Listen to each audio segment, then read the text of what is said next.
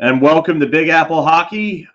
We've got some big breaking news today for everybody here, for the Islander fans at least. And that is that the Islanders acquire Bo Horvat from the Vancouver Canucks for a 2023 first-round pick, which is top 12 protected, Anthony Beauvillier and Aatu Ratu. And I know that we skipped the introduction there because, Anthony's mind is blown right now. But I am your host for right now, or one of your hosts for right now, John Fulkowski. And you know me as Filk, and you know the other guy over there as L Rock, Anthony LaRocco, our resident Islanders guy. Anthony, initial thoughts? I mean, I'm shocked. I don't think anybody saw this coming. Obviously we all knew that Bo Horvat was very much available. One of the top players available come the trade deadline, alongside Patrick Kane. And I'm shocked. It's rare, Phil, that the Islanders get the lead horse. Usually they're always the bridesmaid in these situations. And Lou went out and was real aggressive. I think a lot of the fan base have been on edge with the way they've been playing. It looks like they were spiraling. Those two wins they just got, Phil, over the weekend to get them back within 2 points of a playoff spot was huge. I think obviously that this trade was probably discussed for a while. I don't think they won those two games and lose like, all right, well, we're close, so I'll make a move now. It was probably in the pipeline for a while here. But this just goes to show the Islanders are all in, Philk. And I've mentioned that in the past that Lou's 80 years old. He's in a situation where, he wants to win now. I don't think he's essentially looking towards the future as much as, he leads on, and his presser that he made a couple of games ago when talking about making moves, like you got to keep your eye on the future and the present, but still this move is all about the now.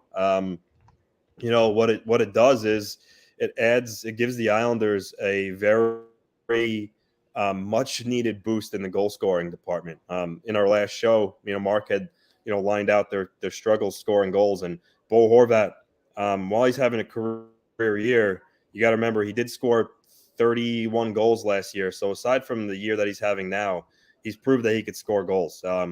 And again, I'm just in such shock right now. But it gives the Islanders a much-needed goal scorer, a shot in the arm. And Phil, if you look at it, I know like the Penguins and Sabres have games in hand, but the Penguins can't keep the puck out of their own net. They just lost to the Sharks. They won a game barely against the Panthers 7-6. Jari's hurt. Their goaltending's trash. Florida can't keep the puck out of the net. So this really, even the last two wildcard spots, because Washington's only 3 points ahead, it's anybody's race. And now that the Islanders have Horvat, they have just as much chance of getting in as any of those other teams. They got much better goaltending, and now they just added a really good player to the roster. Before I hand it off to you, Phil, and then, going back and forth from there, in terms of the return, I see a lot of Islander fans complaining about it, which you always, in a trade, you're always going to have people all love it, hate it. Anthony Beauvillier has been an anchor. 4.1 million. He's not scoring goals the last 2 years. He's a guy that everyone looked to shedding his cap hit in the offseason. So losing him isn't a big loss. Aatu Ratu, yes, he's their best prospect. However, it's still not a lock that Ratu ever develops into a player Bo Horvat is ultimately.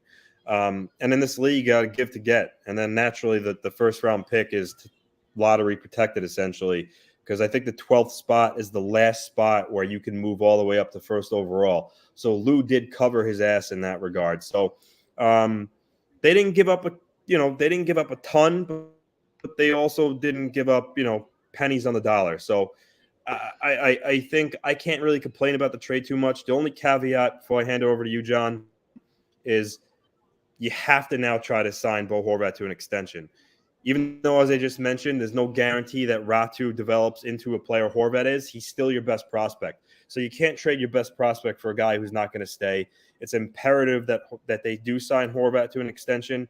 And the last two players Lou traded for, Pajot signed an extension immediately, and then Palmieri signed in the offseason. So he has a track record. I hope that's a sign that he knows he could sign Horvat, but we'll have to see. But for now, Bo Horvat's a New York Islander, John, and take it away. Yeah, they don't have much cap space as of right now. I'm not worried too much about that. They're going to lose Zach Parise in the offseason. Scott Mayfield is another one they're going to lose. This is probably going to keep them from that. My thing is with this is that somebody's got to be moved in the offseason. I would imagine they're looking at trying to move Josh Bailey because he's just way overpaid for what he is at this point, and he isn't going to get any better. And Bo Horvat, the player himself, is yeah, I like this post here from Marc. Marc before work. No news. Marc goes to work. Islanders acquire Horvat. Great timing, Marc. Great timing, bud. But I do like the fact that they went out and got him. You know, as an Islander fan, you really have to like that because this is something that Lou really hasn't done in the past. Like this is a big ticket guy right now because of the season he's having. And that's really one of my two caveats about this deal is one, if you don't extend him, then that's a big problem because you gave up you gave up a lot for a guy that you can't extend. And honestly, number two is you don't want him hitting free agency at all. You want this deal done. You want this deal done ASAP. Mm-hmm. You want it the way that it was done with Pajot right away. Like you want to see an extension like either now or by the end of this weekend. So that to me is probably the most important, most paramount thing of all. The other thing you really got to worry about is what is Bo Horvat going forward? Is he this? Was he what? What is he going forward? Is he this guy that's on pace for 50 goals like he is right now? And over a point per game. I mean, this is really a typical, almost anomaly-like season for Bo Horvat because we've never seen him produce anywhere close to this level before. Is it something that's sustainable with him? He's shooting at 21.7%. That's insane. Mm-hmm. And that we both will be honest with ourselves and look at that and say that's completely unsustainable. There's no one that's going to sustain that level of shooting percentage. Not even your hero, Alexander Ovechkin, has sustained that type of shooting percentage in his career. And he's arguably the best damn goal scorer of all time. So that's really my concern with it. I've seen people say things like Ratu will probably never be what Bo Horvat is. I think Ratu can be what Bo Horvat normally is. What Bo Horvat is this season is another story that's going to be really hard to say. I don't know if Ratu gets that. He could. I'm not saying he couldn't, but that's a lot to ask for a player to be a point-per-game player that's on pace for 50 goals. That's a lot. And Anthony Beauvillier, I mean, you were just reaming him out last week, so you're really not that frustrated about losing him at all, and I don't blame you. I mean, that guy just never lived up to what he should have been after the nice start that he had to his NHL career and some of the playoff performances that he had. You thought that, hey, maybe this guy's going to take it to the next level. He just kind of plateaued. He did. You know, and to me, that's – I mean, you had to give to get. You're right. And Ratu was really going to hurt. And that first-round pick, I mean, for a prospect cupboard that's kind of bare, that'll hurt. But I get it. You want to make this move because you're in a win now type mode. And you're right. Lou's old. But I mean, the big thing is that you went to the conference finals 2 years in a row, and then you missed the playoffs. And then now you're in the next season, 2 years after being removed from the conference final berth. You're floundering around. You look like you're in a tailspin. You need something. And the fans are upset. They're getting restless. Mutiny's being threatened as it is because everyone's saying fire Lou. I mean, you're in fire Lou chants at games. That's kind of that's not good for the general manager. So the general manager, who had this hard mantra about having to win every trade, finally goes out and seems like he makes a trade where he's actually giving up a bit and hurting a little bit. So I'll give credit to Lou Lamoriello there. That's a tough deal for him to make, and he went and he made it. So good on Lou Lamoriello to make that deal. I want to if I'm an Islander fan, I want to see him make another deal. I want to see him go get another defenseman at this point. The depth defenseman. It doesn't have to be anything great, but I want to see someone who could come in and maybe be on that third pairing and provide some stability there. So but to answer this question, and I know, Anthony, you're probably going to agree with me right away. Nelson's staying at the wing. There's no way that I gotta. The thing is, right now that throws a wrench into it for me is Palmieri came back from injury and he's playing with Lee and Nelson. That line has been going. Really, the reason why they won their last two games. I don't know if Lambert's going to mess with that chemistry. So I mean, they have at times have used Barzal on the wing. My guess is that they might move Horvat to the wing and have Horvat play with Barzal because they need a shooter and a guy that can score. And Barzal would obviously really welcome playing with Bo Horvat. I mean, right now he's been playing with Casey Cizikas as a winger. So my guess is actually Bo Horvat's going to slide onto the wing right now, and they'll start there and see how it goes. But that's my guess. You know, the one thing that is good about it, it does give them so much flexibility now at center. I mean, you have Barzal, Nelson, Pajot, Cizikas down the middle as your four centers, and now you added a guy like Horvat at center too. So it gives Lambert a lot of options, late in games if they're down a goal or if they're protecting a lead, or he makes them a lot deeper at the center ice position. And like I said, it also enables Lane to kind of put his lines in a blender here and see what it looks like going forward. But, to answer your question before, we're talking about what player Horvat is going forward. I think it's similar to what he was last year. He had 52 points and he had 30 goals. I think Horvat, I agree with you. I don't think what he's doing this year, I don't think that's who he is. I think he's a solid 50 to 60 point player who could score 30 goals. And, that's really all the Islanders need him to be. If he could be a 30-plus goal scorer playing with Barzal going forward, I mean, I think that's a win. Yeah, it would be nice if he kept up this pace, but I think any Islander fan would sign up for him just being a 30-30 guy. So that's my kind of like my floor type of expectation for him going forward. But first again is you got to sign him to the extension. Lou, I've been wanting to criticize him. We all know that. Many Islander fans have. The one thing that Lou isn't is he's not dumb. He's been around for a long time. I have to think that he wouldn't have made this trade if he at least knew there was a pretty good chance that Bo Horvat would stay. Especially being that they're they're right now out of a playoff spot. I can't see him just doing it on a whim. What I will say though, I do think he also knows his job is on the line. And I think that's why he was aggressive. Yeah. I don't, to any Islander fan that wants to, wear the blue and orange sunglasses and really believe Ledecky at face value. And a week ago, he said that he believes in Lou and, he has all the trust in the world. He's not going to throw a Hall of Fame general manager under the bus and say that his job is in question and, the Islanders need to win. That was a fluff piece by Ledecky. And I think Lou was feeling the pressure. As I mentioned on our show last week, once Lou fired Barry Trotz and then proceeded not to upgrade the team, he put his ass next in line to go. He put it all on him. So I think he felt that pressure, and he had to make a move here. Again, the trade deadline is 32 days away, Phil. He got a head start on a lot of teams here. And you got to believe teams like the Penguins that are trying to hold off some teams are looking at this and saying, what are we going to do now? But this is a shocker. This is a shocker.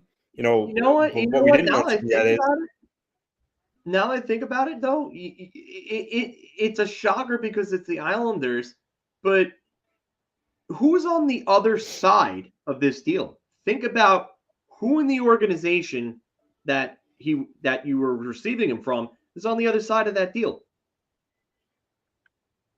Jim Rutherford, the guy who has a penchant for going out and making deals well before the trade deadline. So yeah, Yep. this is not a shocker. Elliot Friedman, as you advised me before, was the one that basically reported it, and then you got the tweet from Rick Dallowall, who is also very well connected within Vancouver.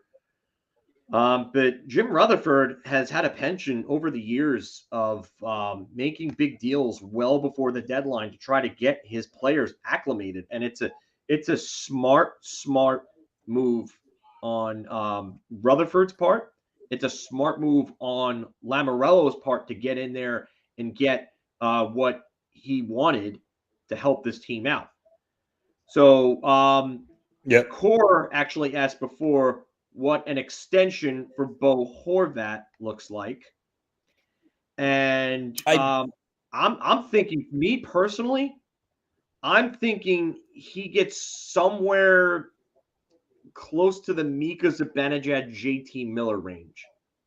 Yeah, I was just gonna say I had heard that he wanted the JT Miller deal, and being that the Canucks gave that deal, they didn't really have the capability of giving him that as well, and I think that's where it all fell apart for him staying in Vancouver. So my expectation is that he's gonna want the JT Miller contract or something fairly similar to that. Yeah, I think so too. And he, you know what? And we pulled up his stats before. It's on the bottom right there. 54 points. So he's just over a point per game. I mean, guys that are making about $8 million a year are usually about point per game players or so right now. Maybe just a little under at this point too. Your $9 million guys, someone like a Duchesne or someone like that. $9 million guys. If Horvat gets 9, that's going to be a rough deal for, I think, whoever gets him, because I don't think he sustains this level. But like you said, if he comes in and he's a 65 to 75 point player and he's a 30 goal guy for the Islanders, that's exactly what they've been looking for 15 years now. Yeah. So I would say that's a big acquisition for them. But again, you talk about extension. You've got to get the extension done, and that's the biggest thing, because you have to. Is it done? Yep. Oh, go ahead. You have to sign him to an extension, and again, I gotta think Lou has some sort of idea in his head that signing him is a realistic thing, because if this is just a pure rental and you gave up your best prospect, then that's poor asset management. So we'll see. I know at 7:00 Lou and Horvat are going to talk to the media, so I don't, Lou doesn't say anything ahead of time, which we all know, so I'm sure they're going to ask the question about an extension, but Lou won't really reveal that much. So we'll have to see, but for now, in terms of the on ice product, this really helps the Islanders. And again, I think if you look at the bottom half of the Eastern Conference right now, I think those last two spots are really up for grabs. All the teams in that grouping all have flaws, as I mentioned. So it's open, and now that the Islanders have Horvat, that puts them in good shape. I'm sure they feel good about themselves winning those last two games. And now, coming out of the break, they have a new weapon here, and hopefully they could start, winning hockey games and go on a little bit of a roll here and try to solidify a playoff spot. But, what this also means, Phil, is that, Marc had mentioned what Scott Mayfield's future is. Lou made a statement today. There's certainly buyers, and no one else is going anywhere. So I think the team that you see right now might be the team that you see after the trade deadline. Again, there's still a month away. There's still room for Lou to make another move. Who really knows? And this just goes to show that, everyone talks about it. No one knows what Lou Lamoriello was doing. No one had any idea of this trade, and it just came out of nowhere. So it's really, really hard to predict what he's going to do. But I'm just such shocked still. I mean, before we came on, as Phil mentioned, Rick Dywell had a tweet. Well, look who decided. I was going to say, look who decided to join us, but he had to. I guess he was having connectivity problems.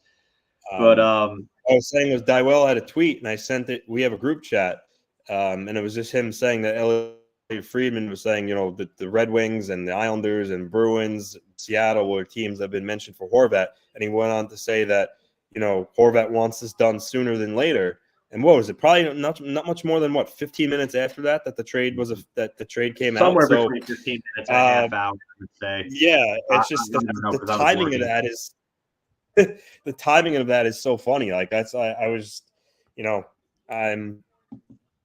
said, it's surprising. I'm happy about it. It shows that the Islanders are serious of trying to win now. I just hope that now they get on a little bit of a roll here and build some chemistry. Yeah, that's going to try to come back on. Yeah, he's going to try to get back on for a bit, but it's a big move, and you always talk about that one move that like kind of sets the market for everything else, and I wonder what this does to the market, because you have Bo Horvat, who's younger, and he just got a young roster player. Not on an ELC, but a young roster player, relatively young roster player in Beauvillier, a top prospect, and a first-round pick. What does this do for Patrick Kane now, who's older, not having a great year at all? The USA and has a huge contract to move, which is going to require Chicago to retain. So now, what does that do for Patrick Kane? And here's actually a really good question for Anthony Barone here. Does Horvat play in the East now in the All-Star game? I don't know if he still represents. So, Greg Wyshynski just tweeted that. He said, needless to say, this trade caught NHL All-Star game organizers a little off guard. They're not quite sure yet how to handle Pacific Division center, now New York Islander Bo Horvat, in the context of the event. So I don't know there. That's a good question. Yeah, I don't know either. I don't recall. I mean, I think it has happened before during our lifetime, but I don't remember specifically a player getting traded around the All-Star break like that and how that worked. So I don't know either. Yeah, I can't really remember a time specifically that I remember it, but as for your question about Kane, that is a good question. How does this set the market? Chicago may now look at it as saying, okay, well, we have a Hall of Fame player that not having as good a year as Horvat, but he still is who he is. And if Horvat got a top prospect, a young roster player, and a first, they may stick to their guns and ask for that too. I mean, I don't know. And also, what does this do for Timo Meier? I mean, Timo Meier is not even a rental. He has 1 year left on his contract. So it certainly sets the market for other players. And I think it will be interesting to see how it does affect guys like Timo Meier and Patrick Kane. Yeah, I would say, if anything, that when you look at somebody like Timo Meier, who is a restricted free agent, I think that bodes well for San Jose. I don't think it bodes well for Chicago, though, because as we talked about earlier on in our group text, Patrick Kane's got a no movement clause, and yes, he does. only going to approve to a certain amount of teams because he's got teams that he can veto to. So he's older. He's not as productive. He's also a UFA. He has a higher contract. And teams are going to have to send back bad contract probably on top of Chicago retaining. So I think those elements just don't hold well for Chicago. If they're going to sit there and continue to stick to their guns for that type of return, then you know what? Good luck to Chicago, because I really have a lot of trouble seeing them get that type of return for Patrick Kane at this point, especially after this. And to me, I mean, that's fair. Mouse says that we don't take calls. There's no phones, but we definitely do go through the comments and read the comments. So I mean, this is upstate Isle says Lou came out of his slumber. Yeah, he certainly did. Again, as I mentioned, his job is really on the line here. The owners have this brand new building. They don't want 2 years in a row without playoff hockey. They want those revenues, and again, I think Lou felt the pressure. State of Survival says Horvat comparable is Meyer, even though Meyer is way better, but Horvat is a center, so it's about equal or close to. Again, you know what? In a way, I sort of agree. I sort of disagree, though. I think Meyer has a better body of work overall, and not only that, but he's under team control. You got to remember, even though he's a RFA and the qualifying offer is $10 million, he's still under team control, so you still have his rights. So that's key when it comes to negotiations. So this is really good for San Jose. The San Jose's got to be friggin' foaming at the mouth right now. I think so. What that return was.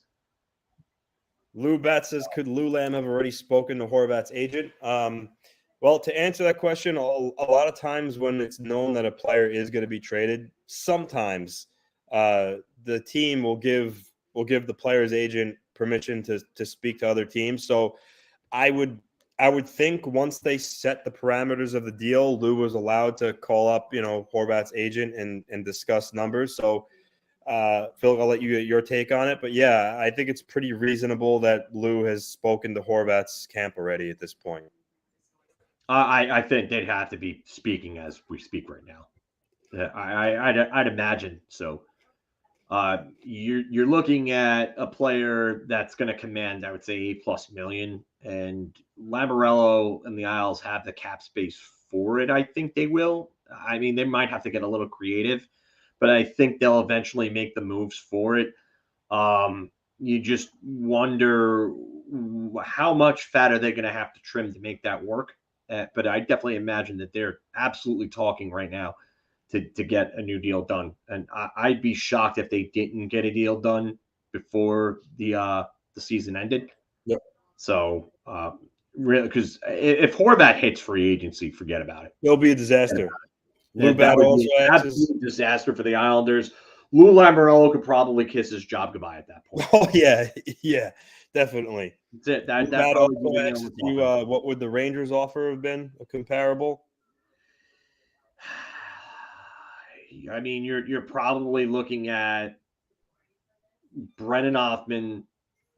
I'm not going to say Filipino because I hold Filipino in a higher regard right now. I agree. Than, Anthony Beauvillier. I agree.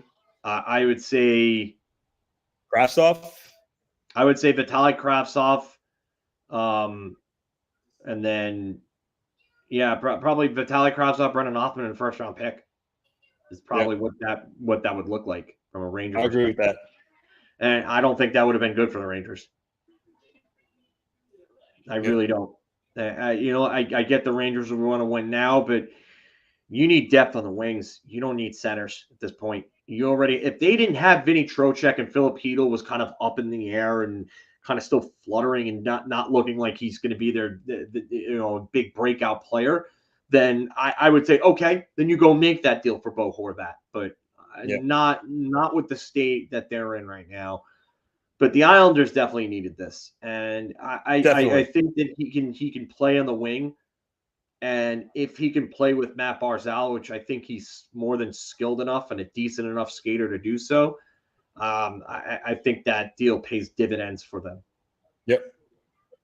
Tom Smith, this question, I get clever, but who was the last top player that wasn't in their system? Now, are you referring to unrestricted free agent? I mean, they traded for Pajot, who wasn't in their system, and signed him right away, Kyle Palmieri. So I don't know if you're talking about a player they traded for or signed in UFA, but are you talking like a big ticket a big ticket like free agent? Yeah, I don't know who wasn't in their system. I mean, either way, he's talking about a UFA. Okay, so he's talking about a UFA. Marc Streit and Andrew Ladd were probably the last free agents that they signed, I would say. Yeah, I would say Semyon Varlamov and Varlamov probably. Yeah, pretty much. Thank you all. 55 viewers right now. Yes. Thank you all. We appreciate you all for coming on. We all appreciate that. Normally for first-time visitors, normally we do shows every Wednesday. After Ranger games, Phil will do after the final buzzer. Other than that, we come on for big events like this if there's a breaking trade that happens. But glad to have you all here. Whoa! Did we really just? Is this just a big increase up to 6.74? Did we gain from this video? I thought we were at I don't know, 55. I'm not really sure. If that's the case, if we just got up to 6.74 just from this video from from 5,500, because that's what I last remember Marc telling me what the number was. But holy crap, that's awesome. Yeah. Please, guys and girls, like, share, and subscribe. We appreciate it. So.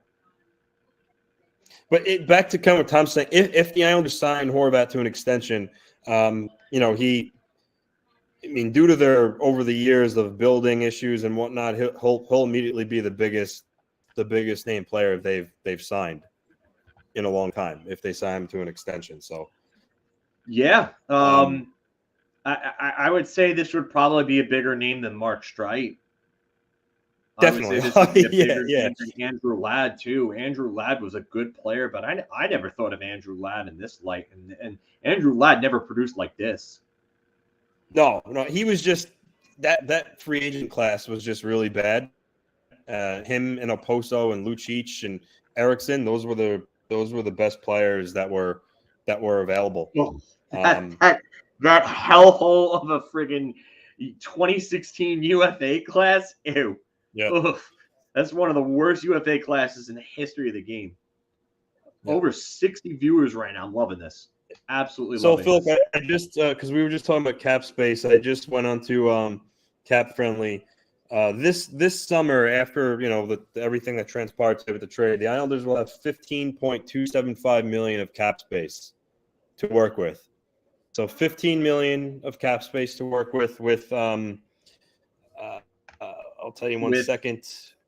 With break down 1, 2, 3. The only person that's going to be missing is Mayfield. Yeah, Mayfield. Wahlberg's a restricted free agent. I'd imagine they're going to give him a new deal because he's played well for them. Yeah, and then Zach Parise, which they're probably going to bring back, and they'll probably give him about $1 million for 1 year deal. Yeah. Yep. Yeah. So $15 million of cap space. Theoretically, if you sign Horvat to $8 million, that leaves you with still $7.25 million of cap space left. So, and that'll be enough to go replace Mayfield. Yep. The only problem you got to worry about with that. Oh, Wallstrom's an RFA, but he's not going to break the bank because he hasn't warranted a big contract, so that shouldn't be an issue. And here's another question. Do you bring Hudson Fasching back? Actually, 2 questions. You bring Hudson Fasching back. And 2, does Cal Clutterbuck get magically LTIR'd? Because it seems like his body is just broken.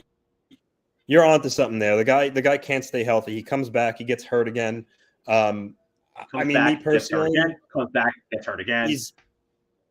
he's older. He has a family. I got to imagine at some point he's going to look, he's going to have a talk with his family and think, okay, well, I'm older. Clearly can't stay healthy. There's only 1 year left anyway. Might as well just get put on LTIR and call it a career. I think that's a very real possibility. Yeah, you're going to get signed for 1 year, $15 million, Anthony? Yeah, I'll take it. I'll take it. I mean, I hope some scouts were at UBS and saw my snipe there. Maybe I earned it there. Did they see your piss poor defense too? They might have. Yes. Let's see, Tom. So Tom asks this question. I mean, I can answer this in a couple of ways. One, money, my friend.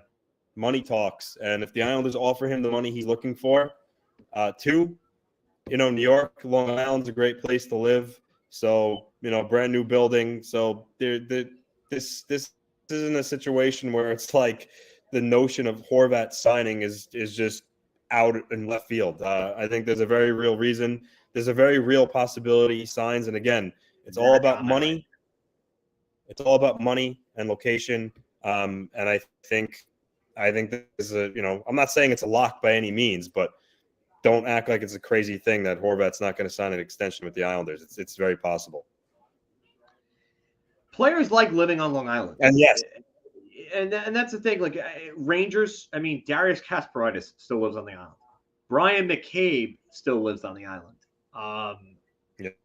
Aaron Asham still lived on the island. So, yeah.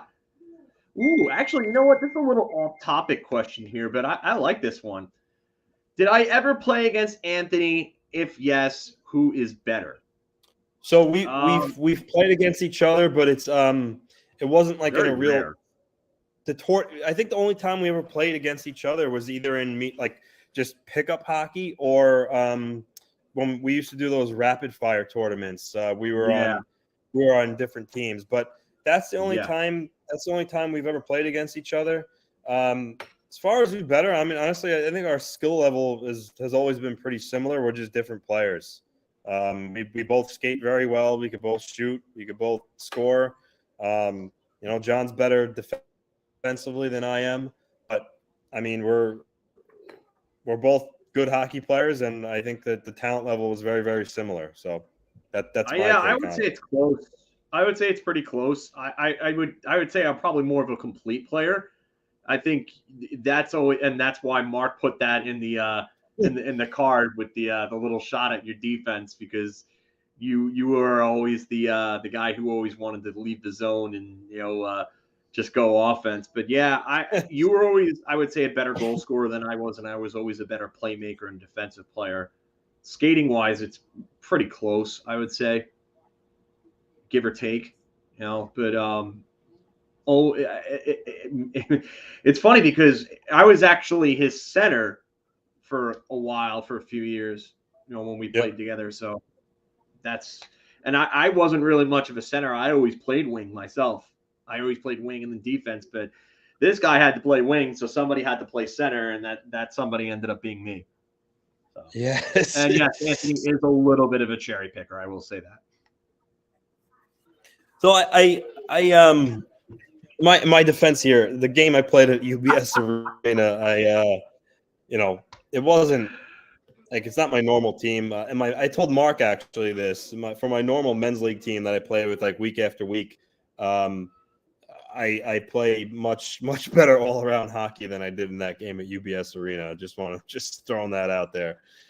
Alan says, does 8 times 8.5 make sense for Horvat?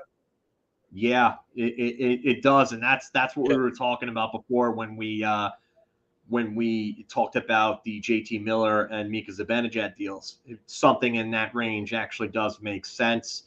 I wonder if teams would be wary of his production and this being a contract year and maybe wanting to go a little lower than that. Like, I wonder if it would be something along the lines of like maybe 7.75 or 7.85 or something like that, or maybe 8x8 straight up, Yeah. Yep. So that's what I would want. The conference call, I think, because I'm starting to see tweets and quotes. Andrew Gross says Bo Horvat calls it a whirlwind day. No extension talks yet. Sounds like he's willing to listen. I don't know if I necessarily even believe that. I mean, if there was extension talks, knowing how Lou is very picky, I don't think Bo Horvat's going to come out and say that he's had those talks yet. But just you're going to start to see some quotes now that I think the media calls have. I mean, have this started. deal just happened, so Yeah. it's not completely out of question for them to not have talked yet. I'd Yeah. imagine there's probably some, like, at least opening talks, I would say. Yeah. Maybe Another not one, serious yet, but like. Yeah. Bo Horvat tells the media there were no extension talks to facilitate the trade. Adds, we'll see if we can get something done. So yeah, I mean I won't. Posturing. Yeah. He said Not he heard surprised by nothing. that. But said he heard nothing about great things about the team. He said he's played with Pajot. He's played with Pajot, Barzal, Pollock, Bailey, and Villiers at the Worlds. David Pagnotta says in regards to the quote about no contract talks, he said that will change fairly quickly if it hasn't already. Lamorello will soon get a sense of Horvat's demands when he chats with agent Pat Morris. So yeah, this is I still can't believe that just Lou kind of pulled this out of nowhere. I didn't really expect any trades really to happen until closer to the deadline, because historically, you start to see trade action pick up 2 weeks from the deadline, and then a week, and then obviously all the actions on the deadline day itself. I did not see this coming. Just to give Anthony Beauvillier stats and just to take another look at the perspective as to what's going to Vancouver. Beauvillier, I think where you're at with him is it looks like he's kind of plateaued. It looks like he's just stopped progressing. Maybe like with JT Miller, how JT Miller came out and said that it was that second trade to Vancouver that really kind of gave him that kick in the ass that said, hey, you need to start getting serious about your career here because this is where you're going to get your money and these are your prime years. So, Anthony Beauvillier, maybe this is the wake-up call that he needs to get to that next level. There's not going to be any pressure on him at this point in Vancouver because they're going through a rebuild. But and change of scenery too. Change of scenery might do him. He's still young enough where he can still get back to the level he was at. When he scored 20 goals for a year or two. Because the thing about Beauvillier that really frustrated a lot of Islander fans is when you watch him play, he's a really good skater. He's fast. He could shoot the puck, but he just always left you wanting more. He was not, as you see his numbers down here, he wasn't scoring. And listen, if Beauvillier was on a team like, the Hurricanes, like a team that is really deep, that, has a lot of big name players that could score. And, he was your tertiary scoring type guy on the third line, providing those numbers. It's not such a huge deal. But for a team with the Islanders, there was really struggling to score, a guy like him was relied upon, and he simply wasn't getting it done. Mm-hmm. And that hurt the team. And and sometimes the biggest thing with him is I noticed in his early, when he came up, he was always like a pain in the ass type player, like a somewhat like a guy who plays with some sandpaper, a little bit of an edge. And there were just times over the last couple of years where you don't notice him in games. And when you're a young player like that and you're looking to try to take your game to the next level, you can't have nights like that as often as he would have those nights. And that's why you talk about the change of scenery, and I talked about that trade, being a kick in the ass. That's what this has to be for him. And if he wants to get to that next level and make his big bucks, then and he's gonna need that, because if he's happy with $4.15 million per year going forward and just being this type of player, okay, if he has the ability in him to be more and he wants more money, then he's gonna wake up and he's gonna play. And this is where you you learn these types of things about yourself. Yep. And then on the other hand, you got Ratu, who was the Islanders' probably their top prospect. I mean, William Defore's come up over the last year or so and has really challenged him for that. But, this has been their crown jewel for the last couple of years or so right here. Yes. And he looked good with the Islanders in his brief time up. I mean, the numbers in Bridgeport are pretty good for a first-year player in North America coming over from Finland. And he's on an ELC, and he has another 2 years after this one on that ELC. Yeah, because he played in his 10th game with the Islanders, so it slid. So maybe that everyone was questioning why the Islanders were letting him play again when being where they were in the standings at the time. Maybe this is why. They concerned because they knew that he was going to be traded, so they really didn't care. But maybe that's the case. But I mean, this is a guy that you looked at as, hey, this is a guy that should have been at the top of his draft class in his draft year, and he slid. And this was like, okay, the hockey guys are smiling upon us. It was like when every Ranger fan when they got Alexei Sharapanov, and they looked at and they said, wow, this guy should have been in the top 3. Should have went right behind Kane. Now he dropped to us at 17. This was the Islanders' moment right here with this guy. Yeah. So, honestly, it's great to see a guy, a team like that get a break like that. But at the same time, you got to give to get. And, this is definitely going to hurt them going forward. And if he turns into the player that you think he could be in Vancouver, you better make sure that the Islanders are winning a couple of Horvat, because if they don't, this one really might hurt them. No, I'm not going to. Yeah, I'm not going to be biased here. If the Islanders don't re-sign Horvat, and Ratu goes on to be developing a really good player, this is really going to sting. So, but like I said, you just said you got to give to get. The Canucks are getting a good young player. So there's really nothing else to say about it. That in this league, you can't acquire a top player with giving up peanuts. It's just the reality of the business. And I wish him good luck in Vancouver. I imagine he's going to play right away. They're not really going anywhere this year, so we'll kind of see what he can do in Vancouver. But I wish him nothing but the best. Yeah, and David, that's what we're doing right now. Is we're giving a little bit from the Islanders' perspective as to what you guys are getting back in Vancouver from here. And thank you for joining us, David. I definitely haven't seen you before in here, so welcome to Big Apple Hockey. Please like, share, and subscribe. Tell everybody about it. We do talk around the league as well.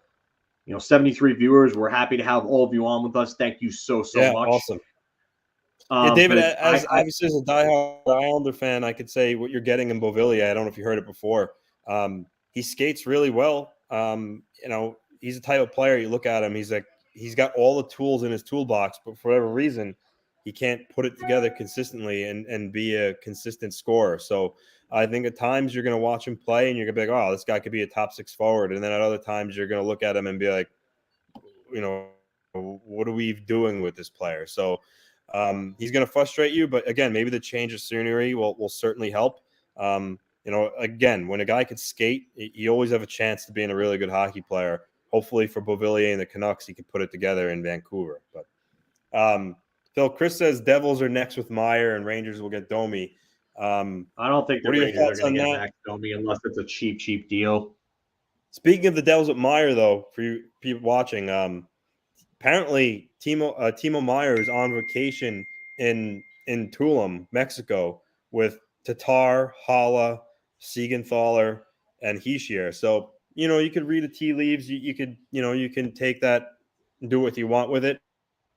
I think it's interesting. They've always been connected to Timo Meyer. So my opinion, Phil, it might be Timo time in New Jersey soon, but it doesn't, as you mentioned, Panarin would hang out with Vasilevsky and Bobrovsky in the summertime. So in some instances, it doesn't mean anything. But then also, Phil, if you remember, before the Rangers acquired Brad Richards, he was hanging out with Varos and a couple other Ranger players at some point. So on the flip side, sometimes it does mean something. Sometimes it does. Sometimes it doesn't. See.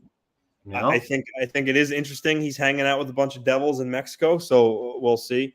The last part of this, and I'll let you get your words in, but I don't think Max Domi would do much for the Rangers. I don't know if he's the type of guy the Rangers should be looking at right now.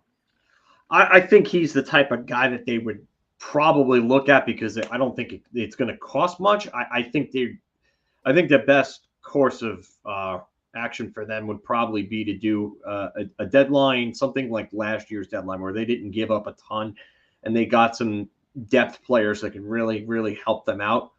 I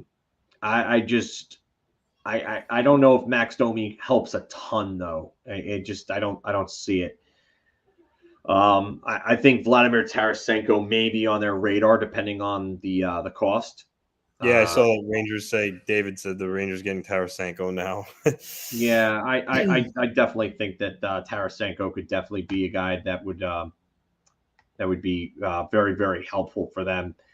But I don't know. I like the prospect of Tarasenko depending on the price. I wonder who else really is out there at this point. Kuzmenko got taken off the market. Yep. I wonder if Vancouver would look at dealing JT Miller. And I don't know if the Rangers would be able to fit that going forward, but he's got a connection here. I would wonder if the Rangers would, look at reacquiring him. Maybe not. I don't think they will. But I wonder if it's something they would do. Listen, if you're going to give up one of your big young guys, that would be a guy that you would probably think about doing it for because he's under contract and he's productive and he's not terribly old at this point. So he was drafted, 12 years ago? So he's, 30 now, I think? Yeah. Yeah. Does it feel like Christmas morning right now? Yeah. Yeah, I'm not gonna lie. It's it's pretty exciting. As I mentioned, the Islanders you hear them always in the mix, always in the last summer. Oh, they're on UFA day. It's down to the Devils and Islanders for Gaudreau, and the whole Kadri thing then fell apart, and trading for Bo Horvat. Yeah, it's really cool. I'm excited. I can't wait to for them to this break to end and get going here. But hopefully they could just re-sign him. Yeah, and we all know about what we all heard about what happened with the whole Kadri thing with Lou, and you said it before. Lou,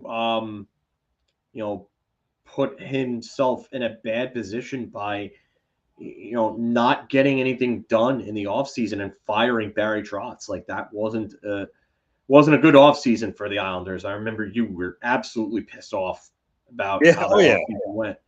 So, maybe I saw a comment before that said, Lou Lamoriello was in desperation mode. I think it was from Pete from Puck. Yeah. Yeah. What? So, yeah. I think he said it, and yeah, you know what? You may be right.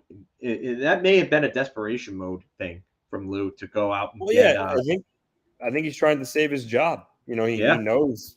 Here's a cool question: with Cizikas having 53 as his number, do you think he'll give it up? Do you think Horvat even asks? I don't think he'd give it up, especially for a player who's not signed to an extension. I mean, Cizikas has been an Islander his whole career. He's been here a long time. I don't think it would be right to ask Cizikas to give it up. No, even with him being a depth player, he's been a part of that. He's been a big part of the core of that team for over a decade now. I wouldn't ask him. If Cizikas, it's different if Cizikas wants to offer it himself. Yeah, exactly. So. Yep. I definitely agree.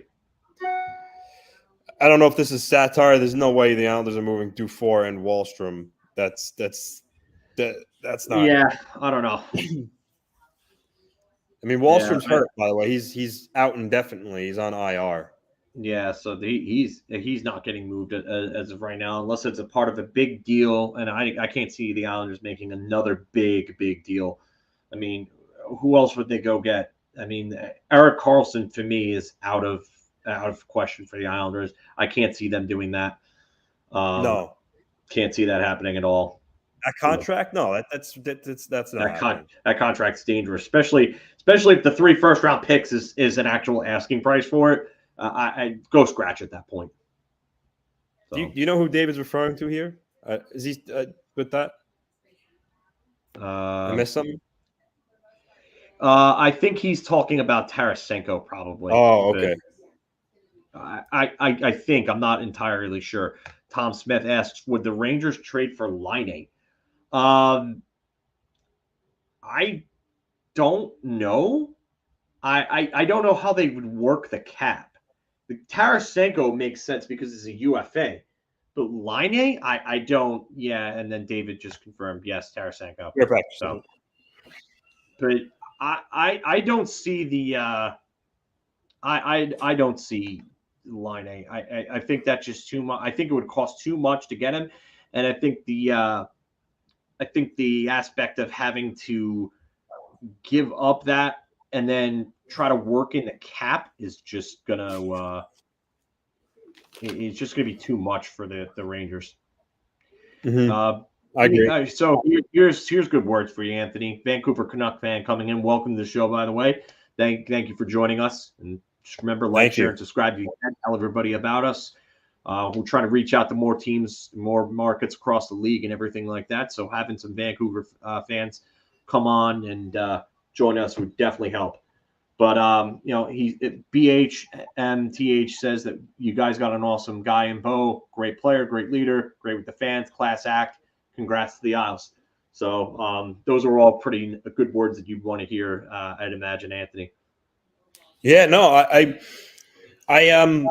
could say, I'm sure, for Canucks fans that, where it hurts to lose your captain, someone who's been a good Canuck for, his whole career, he's put up some good numbers. I'm sure he's well liked, and that's tough. That's just to see him go. I mean, I know it's an entirely different situation, but the Islanders saw their captain and John Tavares walk out the door. He's a free agent. This was a trade, but still, it probably sucks to see your captain traded, especially one of your best players on the team. So gracious words here from a Canucks fan. And listen, I hope, separate conferences, I hope that this trade works out for the Canucks. I hope Beauvillier flourishes for you and Rathu becomes the player that people think he can be, but we'll take care of your Bo nicely. You don't have to worry about that.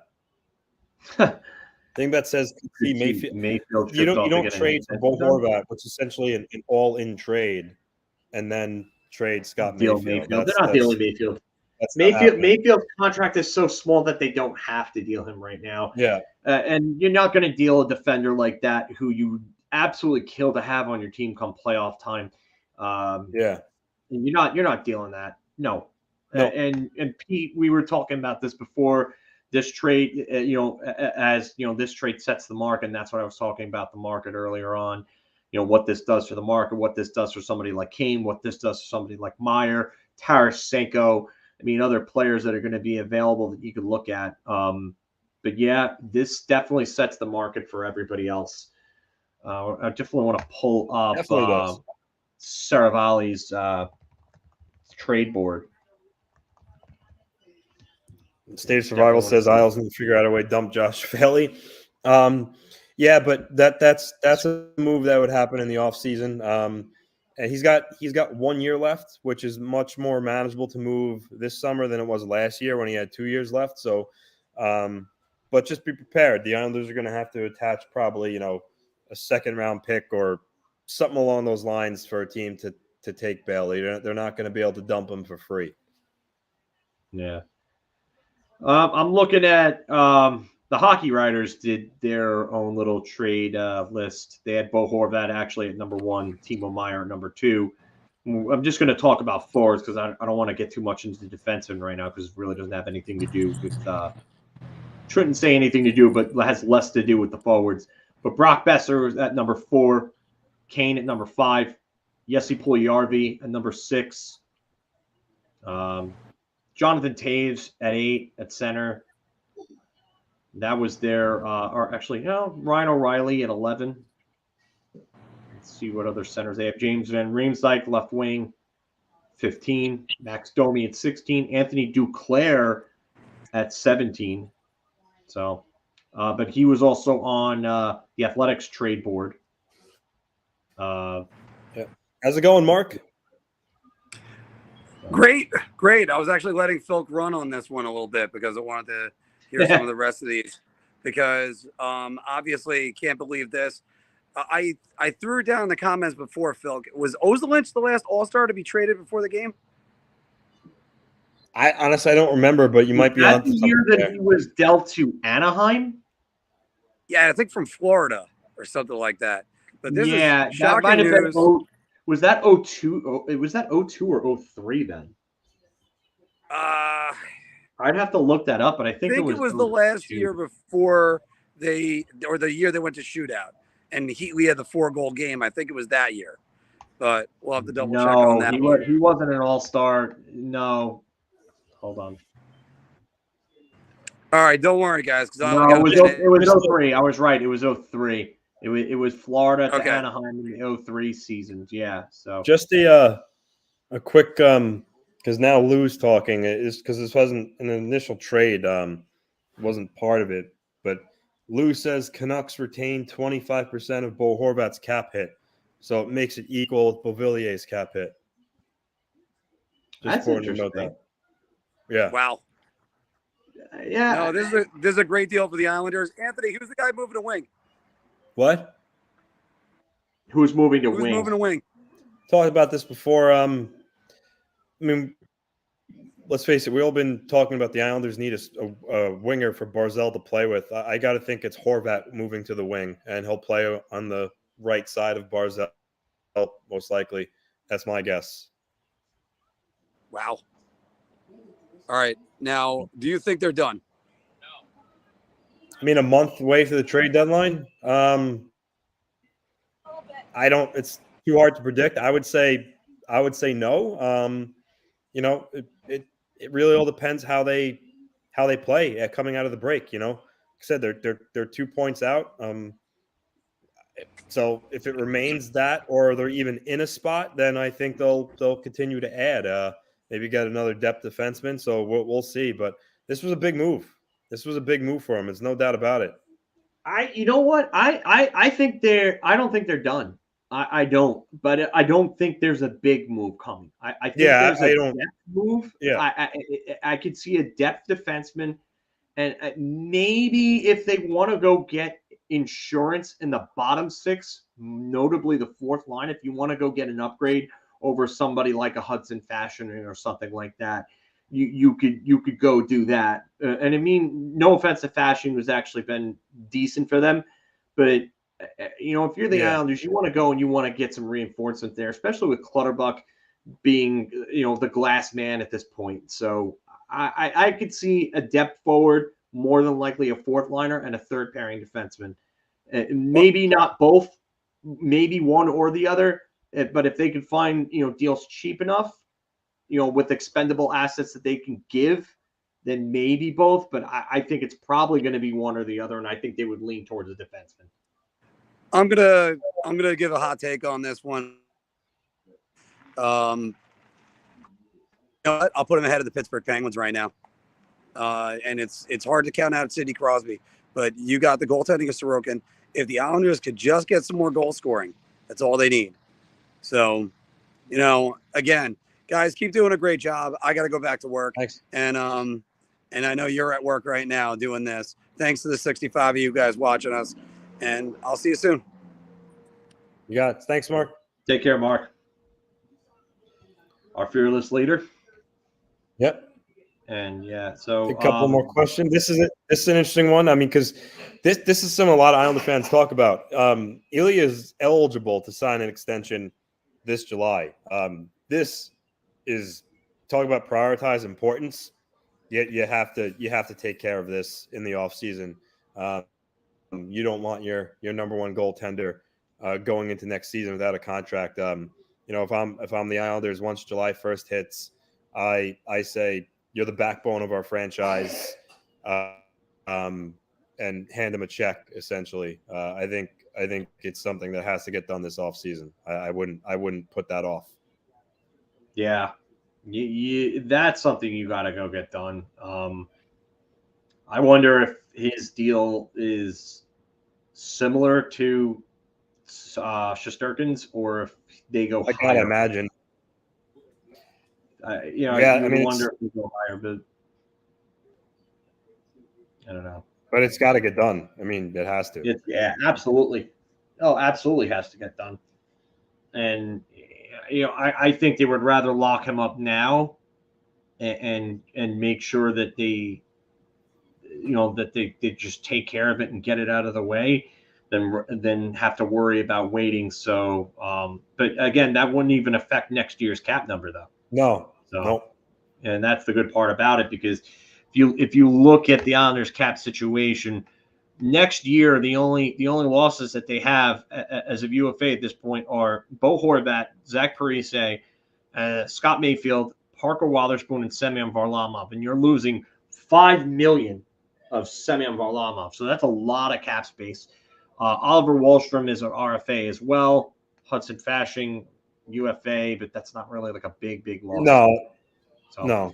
And Richard Panik's buried penalty, I mean, that comes off the books, $250K. That's nothing. So, but the Islanders will have cap space the year after. If they don't re-sign Horvat, then that space, you still have that cap space.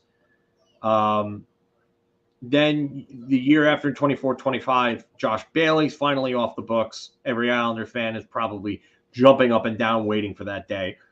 Matt Martin and his $1.5 million is off the books. He'll be 35, 36 years old almost by then, depending on when he turns 34 this year.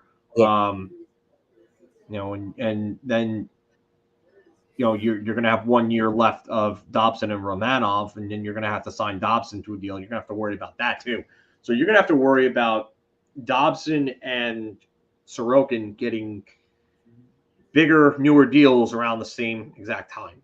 So that's something that the Islanders are going to have to be real careful with, whoever the general manager may be at that time, if you get my drift. Yeah, I don't know how much longer Lou's going to continue to do this, but yeah, whether it's by his own accord, or whether it's by the guys from above saying, "Hey, we're done with you." So, yep, yeah. In his conference call, he said that he's confident that something's going to get done with them and Horvat. So again, I gotta imagine he knows there's a pretty good chance that he's going to be able to re-sign him. So yeah, I would imagine that too. But you know what? Again, sometimes a lot of these things are also posturing. He's not going to come out and say, "Oh, I don't think anything's not going to get done," or anything like that, or because he would look like a horse's ass if that was the case, Yeah. So I mean, I'm going to take it with a grain of salt, just because I do think that something will probably get done, but at the same time, that's a general manager being a general manager. So it's all of it is posture. It's just a chess game. So oddly enough, Horvat said he's on vacation at Disneyland right now, where he was when the trade happened. And he said he also here's an interesting one for you. New GM will be Chris Lamoriello or possibly Greg the Nose Picker. Did I lose you, Anth? I